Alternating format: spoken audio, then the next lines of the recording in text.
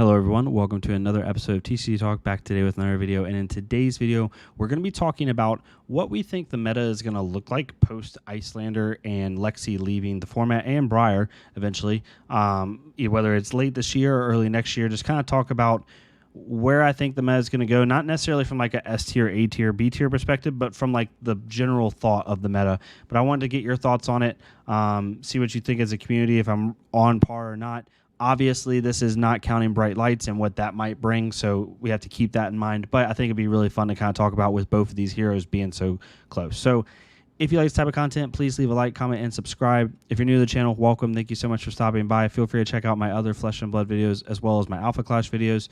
And if you're a long-standing supporter, as always, thank you so much. Feel free to check out the Patreon and the Discord down below. So I've been looking at the Living Legend. So obviously we have Briar, who Living Legend. Iyslander has achieved 174 points so far into the Dusk Till Dawn season. Lexi has achieved 356, 230 of those being during nationals, right? She won 100-point national event and a couple 40s and some 10s, right? So, and I think even though this list is updated as of today, September 4th, I think she's even grabbed a couple wins today, so this has gone even higher. Basically, what I think is going to happen is I think national season is going to end with Iyslander somewhere in like the 850 range. If she snags another like 40-point national event, maybe she's in the high 800s. But I think she's going to be in like the 850s, and I think Lexi's going to end up snagging like another 100, 150 points, and we could see Lexi at like 850 to 900. I'm pretty sure the way that the points are right now, if one of them cleaned house for the rest of the national season, then one of them would Living Legend, but I don't think it's just going to happen. But they're both going to be knocking on the door of Living Legend. And I do think there's a strong possibility that both of them end up Living Legend by the end of the year, which would be like, halfway through Bright Lights, about to go into the next set. So as we're talking about it, like, I wanted to bring up this kind of way I'm looking at it. I think that the meta, not knowing what Bright Lights brings, is going to kind of go back to what it was at one point. At one point, at least from what I remember, the meta was like Illusionist, which was Prism at the time, would counter Oldheim and stuff like that. Then you had Oldheim, which would counter the aggro decks, and then you had the aggro decks that countered Prism. And there was like this triangle effect of like picking what you wanted to pick and what you wanted to be good or bad against. And it truly was like a give and take on what you had, on what you were good at and what you're bad against. And you had to make that decision going into a big tournament. I think it frustrated some players, like not bad, but just some players didn't like the fact that it was a little rock, paper, scissory. But I do think it's going to kind of go back to that. I think you're going to have the Illusionist. Jeremiah's, her stock's obviously going to go up with Lexi and Iyslander both leaving. She's only going to get better. However, you're going to have decks like Katsu and Fi specifically that are able to go super aggro. Right now, in my opinion, the only thing holding back Katsu and Fi from going super aggro are these two decks, is Iyslander and Lexi, because most of the time, they can't race Lexi, and Iyslander disrupts them to where they can't be, run the race. So because of that, and again, Briar's just kind of like a good aggro deck as well. So I think those will rise up, and I think they'll be not counter meta, but counter Illusionist, if I had to put this in a way, right? And then you have Dory, I think, will get even better, right? Because she has, she's able to race a little bit better without Lexi in the format, and Iyslander doesn't give her fits. And then you have Viserai, I think, will also even get better with his aggro game plan. So I think that that's the second part of the triangle. And then the third part is who counters the counters, right? Who counters aggro, right? Counter aggro. I think Bravo will help counter a lot of these decks. Azalea obviously can give like ninjas fits. Uziri can give ninjas fits if she, keeps her tempo and really blocks efficiently and does a really good job at keeping frailty tokens and things like that. A lot of disruption in her hand. So I do think that this will kind of be the triangle. Where everyone else falls, I'm not really going to say, because we don't know what Bright Lights is going to bring. I do think Dash obviously hopefully gets something where she can do something with it, and maybe some of the extra cards we're getting. So I generally think that's where the meta is going to go.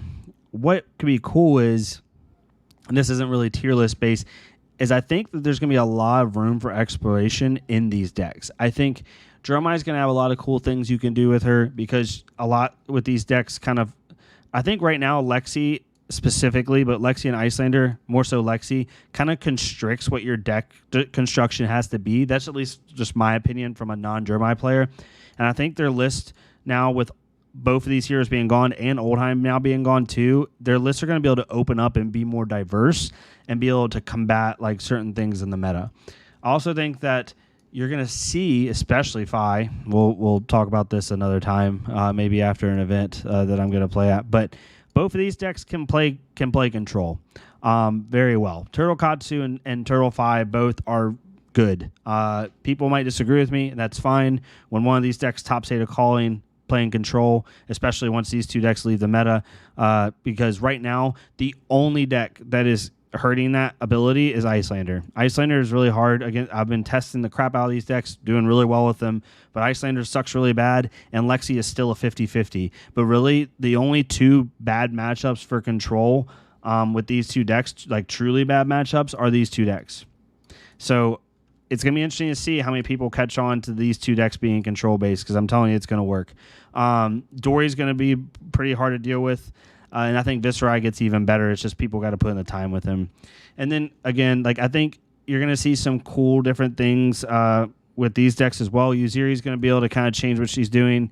Dromai matchup still sucks, but if a lot of Dromais fall out of the meta because of these two decks, right, then you might see Uziri have a little bit more, even more of a resurgence, because she doesn't have to worry about her bad matchup as much, because Dromai is a bad matchup for her. Bravo doesn't feel great, but the other decks aren't too bad. And I think that she could even, come up into like the meta discussion. So that's where I see things. I think obviously Dash could get better.